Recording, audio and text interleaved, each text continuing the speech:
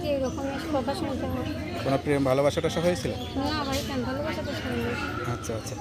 তা সব কিছু জেনে শুনে ওই যে নানান কথা শুনেও কাজ করতে হয়, মানে আসলে খাওয়ার জন্যই তো কাজ করতে হয় নাকি? আর তো কোনো টাকা পয়সা জমানোর জন্য তো না নাকি? টাকা পয়সা তোমার যেই টাকা পাই প্রত্যেকদিনই জোগাড় করতে পারি না, আর ক্যাশ করবো কেমনি? প্রতিদিন খরচ। সুপ্রিয় দর্শক, আসসালামু আলাইকুম। দেশ ও প্রবাসে যে যেখানে আছেন আপনাদের প্রত্যেককেই শুভেচ্ছা জানাচ্ছে। আজকে নতুন একটু প্রতিবেদন দেখতেই পাচ্ছেন, আমার সামনে একটি আপু আসছে।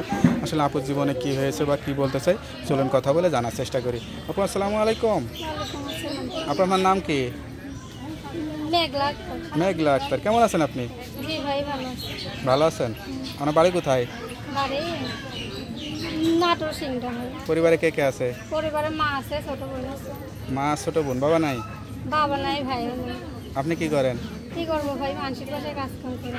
লেখাপড়া করছিলেন? লেখাপড়া করছিলাম ক্লাস 5 অব্দি, এর বেশি আর করতে পারিনি। এ বিষয় করতে পারেন না?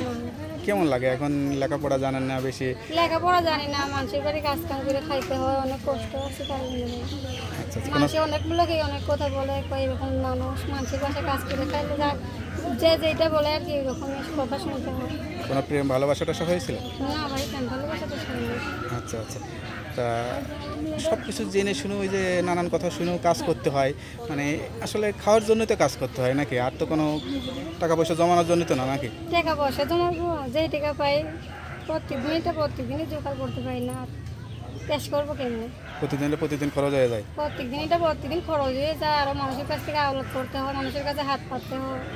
কখন কি আর কোনো মনে অনেক হয়েছে এই সমস্যা। সুন্দর চেহারা নিয়ে একটু গান টান শিখি বা নাচ টাচ করে, এরকম শখ ছিল ছোটবেলায় কখনো? না না, এরকম শখ নয়। শখ আছে শুধু যে আল্লাহ যাতে একটু বড় করে মা খেয়াল রাখতে পারি, নামাজ রোজা করতে পারি, এইটাই শখ আছে, আর বেশি আর নেই।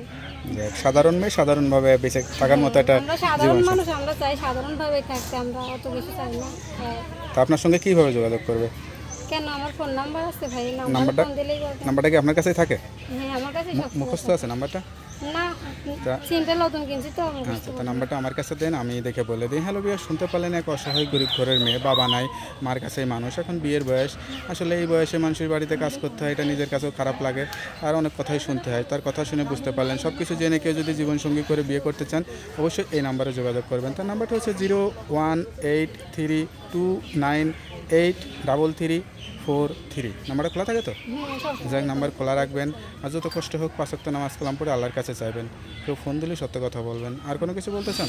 কি বলবো ভাই, কোনো দর্শক ভাইয়েরা যাতে খারাপ কথা না বলে, সবাই যে পাশে থাকতে পারবে সে ফোন দিয়ে, আর যে খারাপ কথা বলার জন্য ফোন দিবেন তারা ফোন দিয়ে।